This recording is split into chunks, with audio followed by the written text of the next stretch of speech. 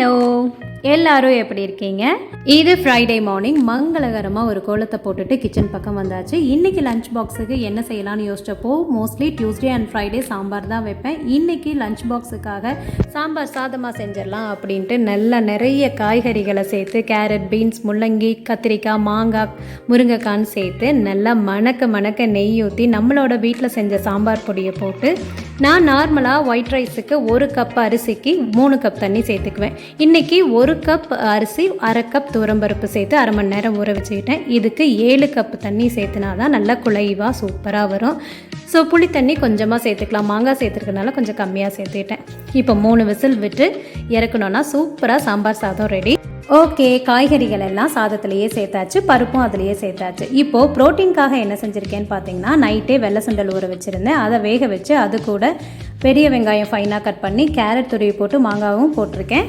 இது ரொம்ப நல்லா டேஸ்ட்டாக இருக்கும். இது 11 o'clock ஸ்நாக்ஸுக்கு வச்சுக்குவாங்க. அடுத்ததாக நம்மளோட சாம்பார் ரைஸுக்கு வடகம் தான் சூப்பராக இருக்கும். நான் இன்றைக்கி பார்த்தீங்கன்னா கேரட்டு, கேப்சிகம், பன்னீர் எல்லாம் சேர்த்து நிறைய பெரிய வெங்காயம் நீல வாக்கில் அரிஞ்சு அது கூட கொஞ்சமாக சில்லி பவுடர், கறி மசாலா பவுடர், உப்பு சேர்த்து நல்லா வதக்கி எடுத்தோன்னா இது சூப்பராக இருக்கும். இதுலேயும் ப்ரோட்டீன் நிறைய இருக்குது. இன்றைக்கி நான் செஞ்ச எல்லா ஐட்டம்ஸ்லையுமே கேரட் சேர்த்துக்கிட்டேன். ஸோ இந்த மாதிரி கொஞ்சம் ஹெல்த்தியாக யோசித்து செஞ்சோம் அப்படின்னா எப்படியாவது நம்ம குழந்தைகளை சாப்பிட வச்சிடலாம். இந்த கேரட், கேப்சிகம், பன்னீர் செஞ்சோம் இல்லையா, அதில் தண்ணி ஊற்றி வேக வைக்கலாம் வேண்டியதில்லை. எண்ணெய் ஊற்றி கடுகு, சீரகம் சேர்த்து நல்லா வதக்கிட்டு நிறைய பெரிய வெங்காயம் நீளவாக்கில் சேர்த்துக்கிட்டிங்கன்னா நறுக்கு நல்லா இருக்கும்.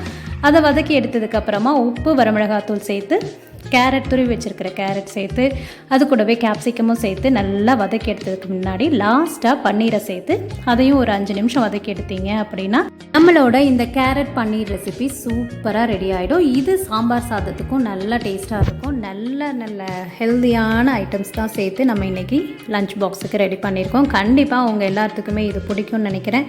நீங்களும் இந்த மாதிரி செஞ்சு பார்த்துட்டு எப்படி இருந்துச்சுன்னு மறக்காமல் சொல்லுங்கள்.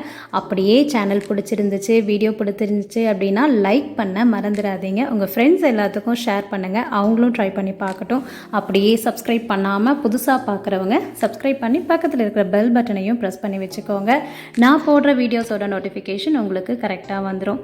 இந்த மாதிரி லஞ்ச் பாக்ஸ் ரெசிபீஸ் உங்களுக்கு பிடிச்சிருக்கா அப்படின்னு மறக்காமல் கமெண்ட்ஸில் சொல்லுங்கள். அப்புறம் அப்படியே இது உங்களுக்கு யூஸ்ஃபுல்லாக இருக்கா அப்படின்னு மறக்காமல் சொல்லுங்கள். அடுத்த வீடியோவில் பார்க்கலாம். பாய்.